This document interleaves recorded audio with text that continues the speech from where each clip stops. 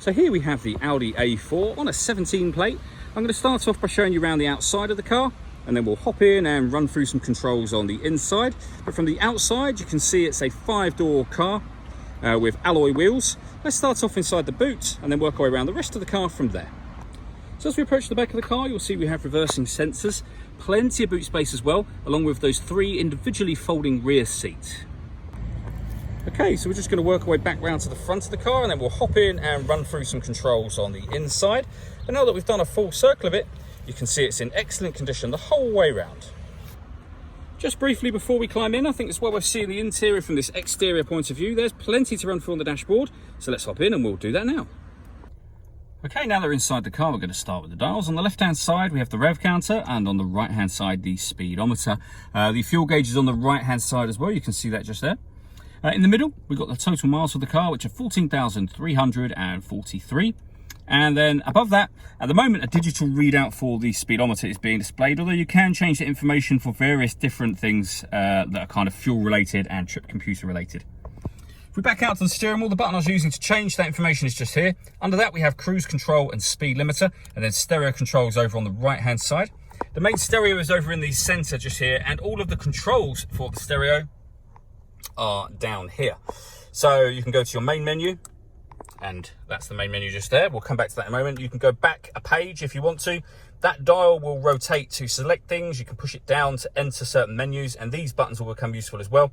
You can use these to go directly to certain menus. So you can go directly to your satellite navigation, for example, directly to your telephone, directly to your radio, or your own music, which is the media heading. So if I put it on main menu, you can see we're on the main menu there. And if I push the nav one upwards, we then have the satellite navigation being displayed.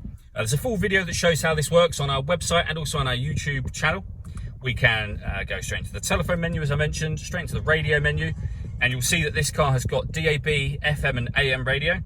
If you listen to your own music, you can go into the media menu, and again, loads of ways to listen to your own music, including Bluetooth audio, so you can stream your music wirelessly once you've paired your phone.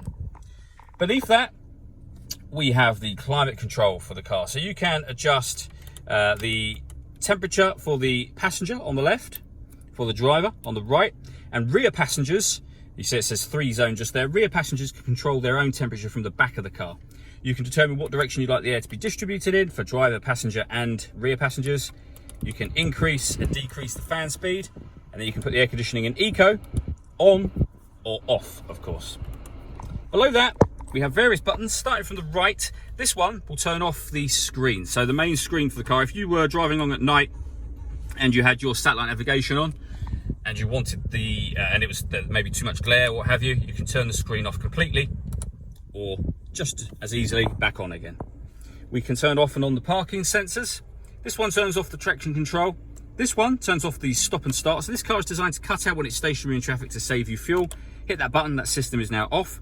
And this will change the driving mode of the car, the driving setup. So you can have it in dynamic, so kind of a sporty drive, auto, where it adapts continuously by itself, or comfort, which is obviously for comfortable motorway driving, for example, or you can put it in individual and set it up yourself. Finally, we have a 6-speed manual gearbox and an electronic handbrake. All that leaves me to say is thank you for taking the time to watch this video. If you'd like to come and see the car in person and have a test drive, please feel free to call any of our MJA sites. We'd love to hear from you soon.